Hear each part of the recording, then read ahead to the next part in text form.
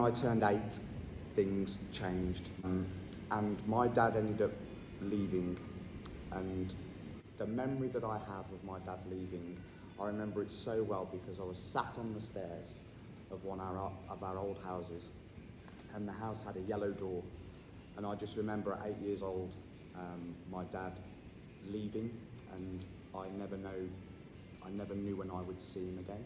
And it was about 6 months before I saw him after he left the house. And during that time, in that 6 months, I spent much of it becoming the man of the house, if you like, looking after my mom and my younger brother. I later found out that my dad had been seeing another woman, which stirred a lot of feelings in me, and I would blame myself for my dad leaving. I felt guilty.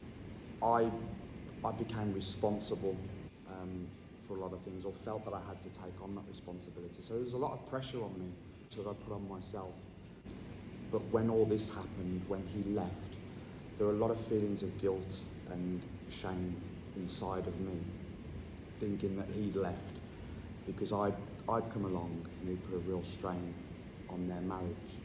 My mum had to work 3 jobs just so that we could pay our bills, that we could pay our rent, which meant also that I didn't see a lot of my mum.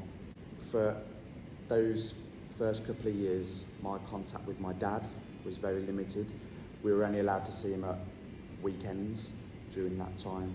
But even when my dad was allowed to see me, there would be a lot of times where he would just let us down. He would let me and my brother down. He would either say that he couldn't have us because he was too tired from work, or he would make up some other excuses, and that's why we couldn't be with him, or he couldn't be with us. All these feelings of rejection and not being able to see my mum, not having much of a role model, with my dad not being around. As life went along and I entered my teenage years, around 12 years old, I got involved in a gang. Because of the estate that I was living on, the estate was run by drug dealers and gang leaders, effectively.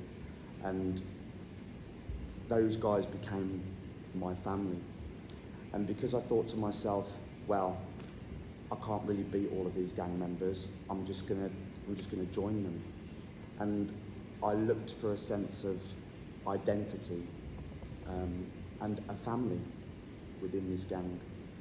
And I quickly learned that in order to stay a part of this gang, I had to toughen up really, really quickly. I had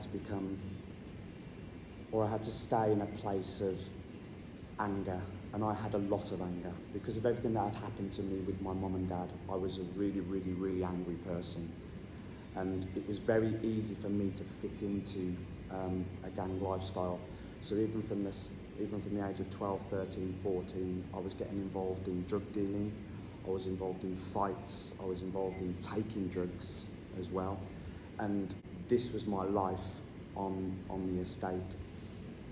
And as my teenage years passed by, I learned to live a double life. So although I was in this gang, I was still really good at school. My grades were very, very high. I loved being at school, I loved the lessons, but in order to make sure that my mum and dad didn't find out about the life that I was living outside of school, I made sure that I did really well in school. But from learning in school, what I learned is how to be really effective in a gang. So although you had to be tough, what I learned was to be smart as well. Because a lot of people in gangs, all they want is the power. They want the power, and to get that power, they think that they have to go around beating people up. They have to really get involved in the culture in order to make it to the top. For me, I had a different approach. I did love the gang culture. I loved what it was all about, but I was really smart in how I got to the top. of the gang, to lead this gang by the time I was 18. And how I got there was I turned other gang members against each other and told little white lies here and there in order for me to get to the top of this gang. Because when you are running the gang, you are the one that's in power, you are the one that has control, and that's what I wanted. Because of all the anger that was inside of me, I wanted to really, really take control of being in charge of all these people. So, at around the age of sort of 16, 17, I was kind of at the top of this gang. By then, I'd almost organised it how a business is run. So you get other people to do all the dirty work that's associated with the gangs. So I would have people that surrounded me and protected me. I was getting less and less involved in fights, but I was orchestrating a lot of the things that were happening in and around the estate that I lived and the town that I lived. So a lot of the violence and the fights that were happening were down to me telling people, right, we need to go and take this gang member out, we need to go and take this gang member out. And that's the power and the control that I had. And I was really, really excited about it. And because it allowed me to put everything that I'd learned in school into what I was doing in running this gang. But inevitably, all of this kind of caught up with me, and having got addicted to the lifestyle and become well known as a gang leader in the area that I lived at the time, one night I found myself in a really, really horrible situation. I was over in Walsall town centre, which is a town about 7 miles away from here, and we were in the middle of a gang fight in one of the suburbs, which is like a little bit of a region outside of the town, not right in the town centre. And there was 40 or 50 gang members involved in this huge, huge fight. And it resulted in me shooting somebody. I shot somebody in the kneecaps, and then I left. I ran away. But while I was running away, I was caught in an alleyway. I got stuck down there. There was no way out, and there were 17 other gang members at the top of this alleyway. They'd cornered me, and this was the first time that I think probably I'd ever really feared for my life while being in a gang. I'd never really feared for my life before because I was the one in control, the one with all the power. But stood at the top of this alleyway, these 16, 17 guys, some with knives, some with guns, some with baseball bats, some with just their bare fists, were all shouting down to me, this is where it ends for you, we're going to kill you, we're going to do this, we're going to do that. But while I was stood in that alleyway, this voice spoke to me. Now, this voice didn't come from the people at the end of the alleyway. This voice didn't come from me. This voice just spoke, but it was clear. It was very, very clear. And the voice said to me, a bit like a film that I was really a fan of when I was a youngster.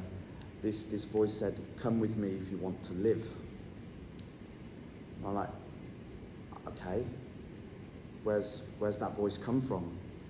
Because it didn't come from down the other end of the alleyway with these 16 people. Have I just imagined this?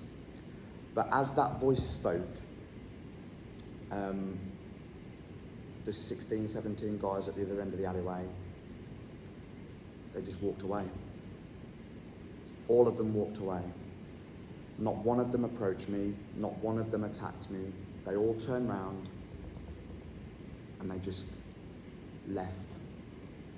And I was left stood in this alleyway with my own thoughts and this voice, thinking, my goodness, what was that? Now, at the time, I wasn't a Christian. which is a person that believes in Jesus and believes in God.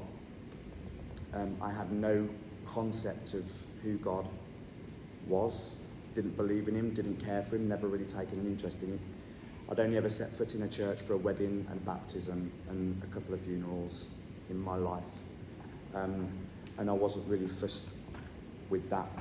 In that moment, I would later find out that yes, this was God that had spoken to me. That's my belief. I think that's what happened. But that moment in that alleyway, it changed my life, because the very next day, in building up and going to school, I'd always wanted to go to university.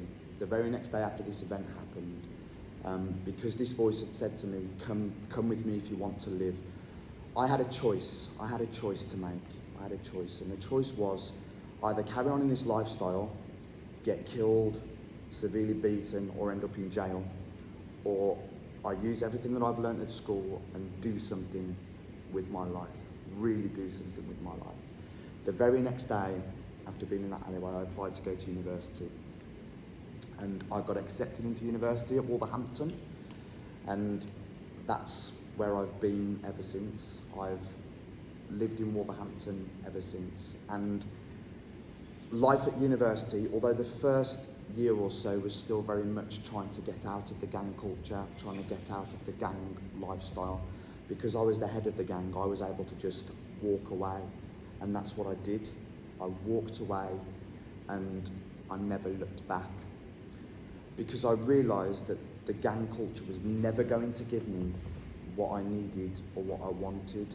I thought that the gang was a family, but it wasn't. In fact, in reality, it's everyone trying to use you to get to where they want to be, which is exactly what I did to get where I wanted to be. But because that was all I'd ever seen, there was a really key lesson that I learned from it all, and I've made a note of it here, is that often your role model, the people that you look to, often has nothing to do with people. It's the environment that you find yourself in. And your environment can often end up dictating what you do with your life. But part of the reason that I'm here this morning is to let you guys know that nobody is in control of your life other than you. You can take responsibility for it. And that's the choice that I made when I decided to leave the gang and move to university. And in moving to university, I came into close contact with a guy who turned out to be a really good friend. He believed in God, he had a real faith in God, and he took me to a church. And during my time at university, I went to this church, having belittled his faith and belief in God for about a year. I was like, I don't believe in God, I don't want to go, I'm not interested, I don't want to come along. But the moment that I set foot in that church, I had a life-changing experience where I met Jesus, and for me that changed my life, that changed absolutely everything. And ever since coming to Wolverhampton and finding God and finding a real friendship network that like me for who I am, despite my past, despite all the horrible, nasty things that I have done, I've been able to meet a person that I fell in love with. I met my wife here at university, and we've since had 4 children. I have 4 boys at home who keep me on my toes, and they love to play football, they love to do all the stuff that I was never able to do with my dad when I was growing up. And having God in my life has allowed me to be not only a really good husband, but a really good father. A father in a way that my father could never be a father back when I was a boy. But what I'm really pleased to say is that with life now, a lot of things have happened since my gang days. The best story that I can tell you is that the person that I shot all those years ago, I was able to find him on Facebook, I connected with him, and shortly after I found faith, I met up with him for a coffee. I actually sat face to face with the guy that I had shot in the kneecaps and had a coffee with him. And there was a lot of tears, a lot of emotion, a lot of crying. And at the end of it, a little bit around what this session is about in some respects, I asked him to forgive me. And without any hesitation, he said that he forgave me. And then in response, he asked me to forgive him, and I forgave him. And what I found out toward the end of our conversation, at the end of that, is that he had found God as well. So it was an absolutely amazing experience to find out that I'd found faith, he'd found faith, having gone through all of this stuff together. We had arrived at a destination where we had taken control of our lives, made a choice, and found something that allows us to live life in a much better way. The other thing that I can say on the back of this is that I now have a really good relationship with my dad. I've been able to forgive my dad. I now see him quite often. But most importantly, in all of this, I've been able to forgive myself. And I think compared to receiving forgiveness from this guy that I'd shot, being able to forgive my dad, being able to forgive yourself is one of the most important lessons that I've learned. And I think when you guys do things wrong, it's one of the most important lessons that you can learn in life, is to learn to forgive yourself. Just to close this up, the one thing that I want you guys to take away from this session is, yes, my story is quite dramatic. Yes, there's a lot of things in it that sound really cool, they sound really hip, they sound like, yeah, that's the kind of lifestyle that I would want. But ultimately, it only leads to one place. It leads to conflict, and it leads to anger, and it leads to a turmoil inside that you really don't want to experience that or live your life in that way, because you will always spend your life angry. And that's not what's best for you.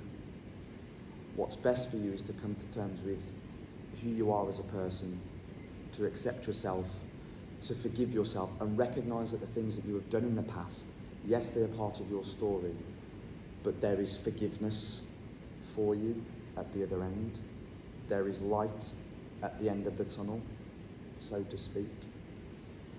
So take away from this that you are forgiven, that you do matter, that you are important, and that the mistakes of your past and any future mistakes that you make, they do not define who you are as people, because you can change, and you can change your life for the better. I promise you.